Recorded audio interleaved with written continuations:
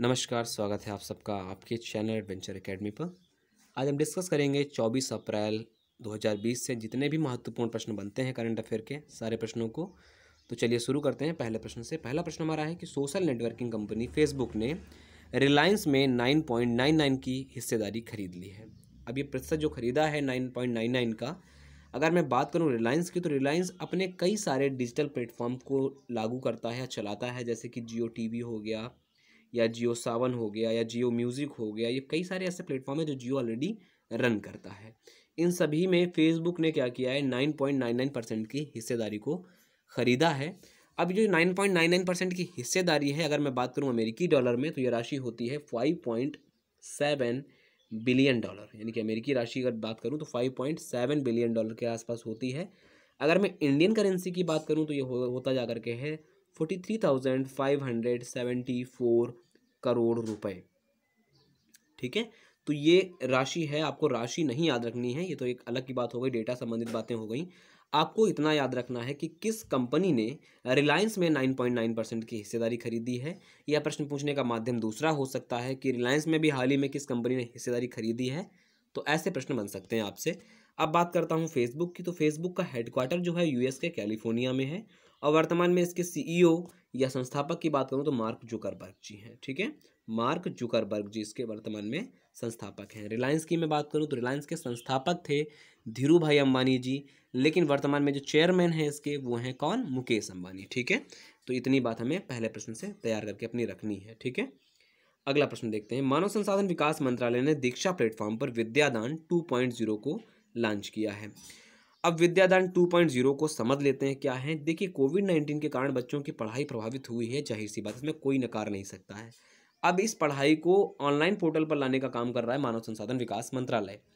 तो विद्यादान 2.0 एक एक प्लेटफॉर्म है, एक तरीके से काम करेगा जो, तो ये काम उसी के तौर पर करेगा ई लर्निंग के तौर पर, जो कि दीक्षा प्लेटफॉर्म पर अवेलेबल होगा। अब बात करें दीक्षा प्लेटफॉर्म की, तो दीक्षा प्लेटफॉर्म विकसित किया गया था अध्यापकों की गुणवत्ता सुधार के लिए, यानी कि अध्यापकों की गुणवत्ता जो है उनमें सुधारी जा सके, पढ़ने में और तरीके विकसित किए जा सकें, इसीलिए दीक्षा प्लेटफॉर्म को मानव संसाधन विकास मंत्रालय ने लॉन्च किया था और इसी प्लेटफॉर्म पर विद्यादान 2.0 एक ई लर्निंग कार्यक्रम को प्रारंभ किया गया है, जिससे घर बैठे बच्चे पढ़ाई अपनी जारी रख सकें। ठीक है, मानव संसाधन विकास मंत्रालय मंत्री हमारे हैं रमेश पोखरियाल निशंक जी। ठीक है, अगले प्रश्न की ओर चलते हैं। अगला प्रश्न है, कर्नाटक सरकार ने कोविड-19 प्रभाव की अपडेट हेतु एक आप्त मित्र नामक एप्लीकेशन लॉन्च किया है। आप्त मित्र एप्लीकेशन जो होगा वो सीएम यहाँ के श्री येदुरप्पा जी ने इसको लॉन्च किया है। ठीक है, ये कोविड-19 के प्रभाव को अपडेट देने के लिए, शिकायत व सुझाव के लिए बनाया गया एप्लीकेशन है। इसके अतिरिक्त कर्नाटक सरकार ने 14,410 एक टोल फ्री नंबर है, इसे भी लॉन्च किया है, जो मॉर्निंग में 8 AM से लेकर के अब इवनिंग 8 PM तक काम करेगा। ये टोल फ्री नंबर होगा, यहाँ पर अपनी आप शिकायत या सुझाव संबंधित मसले यहाँ पर हल कर सकते हैं। ठीक है, तो 14,410 अभी हाल में किस राज्य ने लॉन्च किया, तो कर्नाटक सरकार ने। या आप्त मित्र नामक एप्लीकेशन किसने लॉन्च किया, तो कर्नाटक सरकार ने। ठीक है, बहुत सारा डेटा हो चुका है, जैसे 5T प्लान हो गया या बहुत सारी चीज़ें राज्य सरकार लॉन्च कर रही हैं। तो एक लिस्ट बनाइएगा और इसे प्रयास करें एक ही जगह पर रखने का, क्योंकि कोरोना वायरस के बाद ऐसे प्रश्न आपके परीक्षाओं में भरमार होगी। ठीक है, तो याद रखें, आप्त मित्र एप्लीकेशन कर्नाटक सरकार ने लॉन्च किया है। कर्नाटक सरकार की अगर बात करूं तो कर्नाटक जो सरकार में वर्तमान में गवर्नर हैं वो हैं वजूभाई वाला जी। ठीक है, वजूभाई वाला वर्तमान में यहाँ के राज्यपाल हैं। ठीक है, अगला प्रश्न देखते हैं। अगला प्रश्न है, केंद्रीय मंत्रिमंडल द्वारा फास्फेटिक पोटासिक उर्वरक पर 22,186 करोड़ रुपए की सब्सिडी जारी की है। एक लाइन में अगर बात करूं तो केंद्रीय मंत्रिमंडल द्वारा खाद के ऊपर ये इतनी सब्सिडी जारी की है, 22,186 करोड़ रुपए।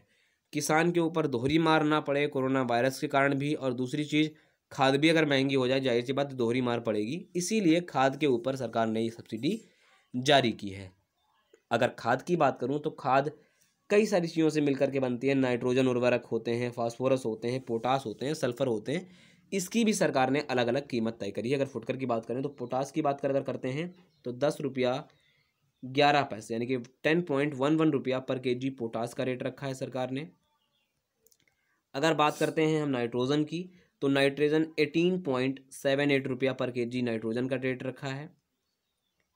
अगर हम बात करते हैं फास्फोरस के, तो फास्फोरस का जो रेट रखा है वो 14 88 रुपया पर केजी फास्फोरस का रेट रखा है। और सबसे बात करते हैं सल्फ़र की, तो सल्फ़र का जो रेट रखा है वो 2.37 रुपया पर केजी रखा है। ठीक है, तो सल्फ़र का रेट 2.37, पोटास का रेट 10.11 रुपया पर केजी, नाइट्रोजन का 18.78 रुपया पर केजी, फास्फोरस का 14.88 रुपया पर केजी रेट तय किया है सरकार ने। ठीक है, अगर बात करें कृषि मंत्री की, तो कृषि मंत्री हमारे नरेंद्र सिंह तोमर जी हैं। और कल से जुड़ा एक प्रश्न की देख लेते हैं, तो G20 कृषि मंत्रियों की जो बैठक हुई थी उसमें भी भाग लिया था नरेंद्र सिंह तोमर जी द्वारा, और उसकी अध्यक्षता किसने की थी, तो सऊदी अरब द्वारा। ठीक है, वीडियो कॉन्फ्रेंसिंग पर एक मीटिंग पूरी कंप्लीट होती है, उसमें कहा गया कि जितने भी देश हैं उन्हें खाद्यान्न संबंधित आपूर्ति मसला ना फंसे, राशन बतौर सबको मिलता रहे, कोई भूखों ना मरे। ठीक है, इस कोविड-19 के वायरस के कारण। तो हमें इतनी बात याद रखना है, सब्सिडी पूरी आपसे हो सकता है ये रेट ही बराबर पूछ लिए जाए, तो आपको याद रखने हैं। क्लियर? ठीक है, चलिए आगे देखते हैं। विश्व चैंपियन पीवी सिंधु को IM बैडमिंटन अभियान का ब्रांड एम्बेसडर चुना गया है।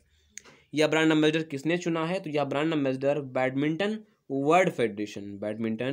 वर्ल्ड फेडरेशन द्वारा चुना गया है IM बैडमिंटन अभियान के रूप में। ठीक है, IM बैडमिंटन अभियान क्या है, ये लोगों तक बैडमिंटन की और अच्छी पहुंच हो सके, क्योंकि इंडिया में क्रिकेट का ही क्रेज़ बहुत तगड़ा रहता है, ना कि बैडमिंटन जैसे मसलों का। ठीक है, और लोगों में उत्सुकता जारी की जाए, इसीलिए IM बैडमिंटन अभियान का प्रारंभ किया गया है। अब बात करें PV सिंधु की, तो PV सिंधु विश्व चैंपियन में इसलिए लिख रहा हूँ क्योंकि 2017 में इन्होंने विश्व चैंपियनशिप का खिताब जीता, और पहली ऐसी भारतीय हैं जिन्होंने विश्व चैंपियनशिप का खिताब जीता। अब बात करें PV सिंधु की, तो PV सिंधु उसी समय 2017 में टॉप 2 लेवल की खिलाड़ी हो चुकी थी बैडमिंटन की, तो ये भी हमें याद रखना है। अब थोड़ी सी बात कर लेते हैं बैडमिंटन वर्ल्ड फेडरेशन की। बैडमिंटन वर्ल्ड फेडरेशन की स्थापना 1934 में हुई थी, और इसका हेडक्वार्टर मलेशिया की राजधानी कुआलालंपुर में है। तो ये बात भी आप नोट डाउन साथ में कर लीजिएगा कि आपका बैडमिंटन वर्ल्ड फेडरेशन का हेडक्वार्टर कुआलालंपुर में है। वनडे एग्जाम में खूब पूछा जाता है, तो इतनी बात हमें याद रखना है। अच्छा, अब आपसे जुड़ा हुआ प्रश्न कि आप ये बताइए PV सिंधु भारत में किन किन चीज़ों की ब्रांड एम्बेसडर हैं, तो ये बात आप हमें नीचे कमेंट बॉक्स में जरूर बताएंगे। अगला प्रश्न देख लेते हैं। अगला प्रश्न है, BRO द्वारा यानी कि बॉर्डर रोड ऑर्गेनाइजेशन द्वारा रावी नदी पर स्थायी कसोवल पुल का निर्माण किया है। अब कहाँ किया है, कोई डिस्कशन यहाँ पर नहीं आया है, तो ये किया है पंजाब बॉर्डर के आसपास। ठीक है, पंजाब क्षेत्र में इसका आपका विकास किया है कसोवल पुल का। पंजाब बॉर्डर पर जितने भी किसान रहते हैं उन्हें फसल लाने ले जाने में बड़ी तकलीफ होती थी, इसीलिए BRO ने कसोवल पुल का निर्माण किया है। अब जो ये पुल का निर्माण किया गया, यह एक मिशन के तहत किया गया है, प्रोजेक्ट चेतक, एक प्रोजेक्ट का नाम दिया गया चेतक, और प्रोजेक्ट चेतक के तहत कसोवल पुल का निर्माण पंजाब बॉर्डर के आसपास किया गया है। ठीक है, रावी नदी पर।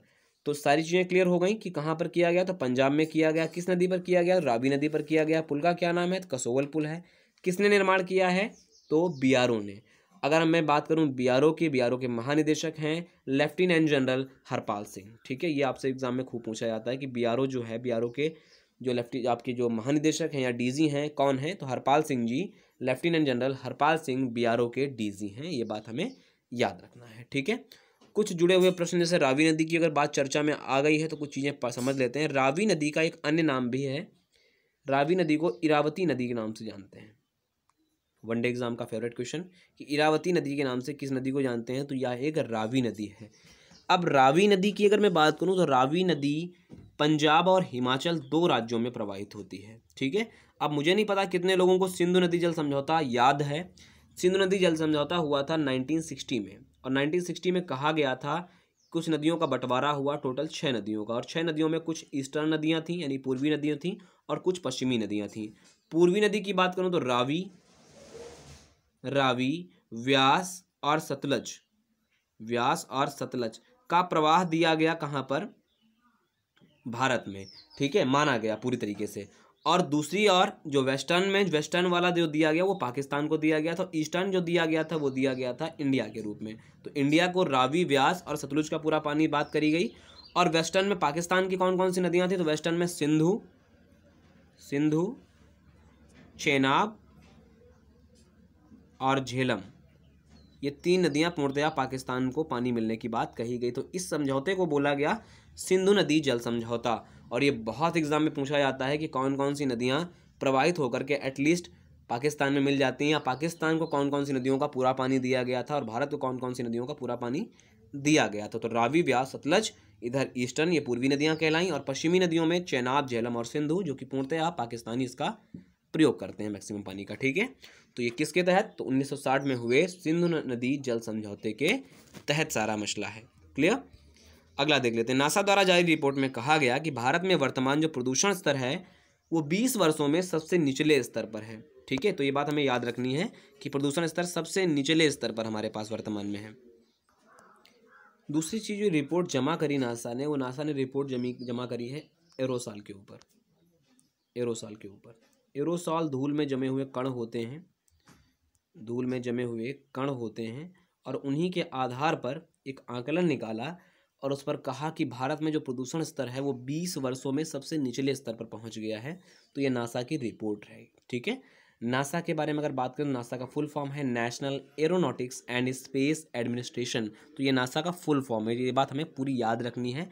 नासा की स्थापना 1958 में हुई थी, तो आपको पूरी जानकारी इसकी नासा संबंधित रखनी है कि नासा की स्थापना कब हुई थी, इसका फुल फॉर्म कब हुआ था, और भारत में प्रदूषण स्तर 20 साल के नीचे है, ये किस देश की स्पेस एजेंसी ने कहा, तो नासा ने कहा। नासा के अतिरिक्त आपको कुछ चीज़ें और याद रखनी है कि जैसे अपने इंडिया की इसरो है, ऐसे जापान की जाक्सा है, ऐसे बहुत सारे देशों की अलग अलग स्पेस एजेंसियां अलग अलग स्तर पर काम करती हैं। तो ये सारी बात हमें याद रखनी है।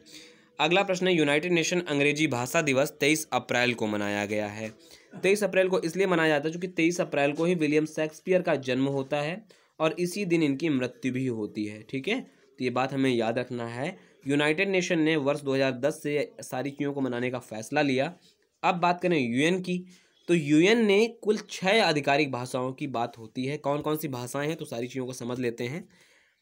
एक अरबी, अरबी भाषा में काम होता है। दूसरा चीनी, तीसरा इंग्लिश से अंग्रेजी, चौथी फ्रांसीसी, पांचवी रशियन और छठवीं स्पेनिश। अगर हम बात करें अरबी की, तो अरबी के लिए भी स्पेशल, जैसे अंग्रेजी के लिए क्या बोला कि अंग्रेजी भाषा दिवस 23 अप्रैल को होता है, इसी तरीके से अरबी भाषा दिवस 18 दिसंबर को मनाता है यूएन। चाइना की बात करें तो चाइना 20 अप्रैल को मनाता है, अभी आप लोगों को करंट अफेयर में बताया भी था मैंने, 20 अप्रैल। अंग्रेजी की बात करें तो अंग्रेजी आज ही आपने पढ़ा 23 अप्रैल। अगर बात करें फ्रांसीसी की, तो फ्रांसीसी मनाता है 20 अप्रैल को प्रतिवर्ष यूनाइटेड नेशन फ्रांसीसी भाषा दिवस मनाता है। अब बात करें रशियन की, तो रशियन 6 जून को मनाता है, Russian United nation Russian language day 6 जून को मनाया जाता है। स्पेनिश और अंग्रेजी दोनों एक ही दिन है, 23 अप्रैल के दिन। तो आपको ये भी बात याद रखना है कि 23 अप्रैल के दिन ही स्पेनिश भी मनाया जाता है। यानी कि यूनाइटेड नेशन कुल 6 भाषाओं में काम करता है, अरबी, चीनी, अंग्रेजी, फ्रांसीसी, रशियन और स्पेनिश। और इनमें में से अरबी 18 दिसंबर को मनाया जाता है अरबी दिवस, चीनी दिवस आपका 20 अप्रैल को, अंग्रेजी 23 अप्रैल को, और फ्रांसीसी की जो बात करें तो फ्रांसीसी 20 अप्रैल को मनाई जाती है, 20 अप्रैल को, और रशियन 6 जून को, स्पेनिश 23 अप्रैल को। तो इस सबके लिए अलग अलग दिन हैं जो यूनाइटेड नेशन इतना प्रिफर करता है। तो सारी चीज़ों को याद रखिएगा कि ये अलग अलग डे भी काम करते हैं और कौन कौन सी भाषाएं यूएन में काम होता है। ये अक्सर पूछ लिया जाता है कि निम्नलिखित में से कौन सी भाषा यूनाइटेड नेशन में कार्यकारी भाषा नहीं है। हिंदी के लिए कई सालों से मांग चल रही है, लेकिन अभी तक आधिकारिक पुष्टि नहीं हुई है। ठीक है, आगे देखते हैं। विश्व पुस्तक कॉपीराइट दिवस 23 अप्रैल को मनाया गया। इसका भी श्रेय विलियम शेक्सपियर को जाता है, महान ड्रामा लेखक। तो उनके अलावा अगर मैं बात करूं तो एक और काम ऐसा माना गया, जो बात करूं यूनेस्को की बात करूं तो यूनेस्को एक और कारण मानता है इस दिवस को मनाने के लिए, क्योंकि इंसान और पुस्तकों के बीच खासा गैप हो गया इस डिजिटल प्लेटफॉर्म के रूप में आकर के। मोबाइल, लैपटॉप, बहुत सारी चीज़ों ने क्या कर दिया है, पुस्तकों के बीच में खासा गैप कर दिया है। तो इस गैप को कम किया जा सके, इसीलिए 23 अप्रैल को मनाया जाता है विश्व पुस्तक कॉपीराइट दिवस। ये प्रतिवर्ष 1995 से मनाया जाता है। एक और पहल का आयोजन किया है यूनेस्को ने कि प्रत्येक वर्ष एक विश्व पुस्तक राजधानी के रूप में नॉमिनेट करता है यूनेस्को। तो पिछली बार की अगर बात करें 2020 की, तो 2020 में विश्व पुस्तक राजधानी के रूप में चुना है कुआलालंपुर, मलेशिया की राजधानी कुआलालंपुर को चुना हुआ है। ठीक है, आपको ये बात याद रखनी है। 2021 की बात करें, 2021 में जॉर्जिया में तबलिशी नामक स्थान को विश्व पुस्तक राजधानी के रूप में चुना है। तो ये एग्जाम में खूब पूछे जाते हैं कि विश्व पुस्तक राजधानी के रूप में किसे चुना गया है 2020 का, तो कुआलालंपुर। अगर बात करें 2021 को तो तबिलिसी, जॉर्जिया के शहर तबिलिसी को चुना गया है विश्व पुस्तक राजधानी के रूप में। तो आप याद रखें कि विश्व पुस्तक कॉपीराइट डे 23 अप्रैल को मनाया जाता है, जो प्रतिवर्ष 1995 से लगातार मनाया जाता है। अगले प्रश्न को देख लेते हैं और अंतिम प्रश्न हमारा, टाटा कंसल्टेंसी सर्विस इजराइल में क्या करेगी, अपना पहला डिजिटल बैंक खोलेगी। कब खोलेगी, उसके लिए समय सीमा 2021 तय करी गई है टाटा कंसल्टेंसी द्वारा, टीसीएस द्वारा। लेकिन इजराइल में यह पहला डिजिटल बैंक होगा जो पूरी तरीके से काम करेगा। तो ये बहुत बड़ी बात है भारत के लिए कि भारत का एक डिजिटल बैंक पूरा काम करेगा इजराइल में, ठीक है, 2021 से। कैपिटल की बात करें इजराइल की तो यरूशलेम यहाँ की कैपिटल है। और दूसरी चीज़, यहाँ की मुद्रा न्यू शेकेल, शेकेल यहाँ की करेंसी है। और प्रधानमंत्री बेंजामिन नेतन्याहू जो कि भारत के बहुत गहरे मित्र हैं। तो ये आपके टोटल 10 प्रश्न थे। आपको जो भी क्वेश्चन समझ नहीं आ रहा है निश्चित रूप से कमेंट बॉक्स में पूछ लीजिएगा। कोई दिक्कत होती है आपको जरूर उत्तर इसका मैं दूंगा। कैसा लगा वीडियो आज का आप जरूर बताइएगा। वीडियो को लाइक करें, शेयर करें, चैनल को सब्सक्राइब करें और बने रहें हमारे साथ। नमस्कार।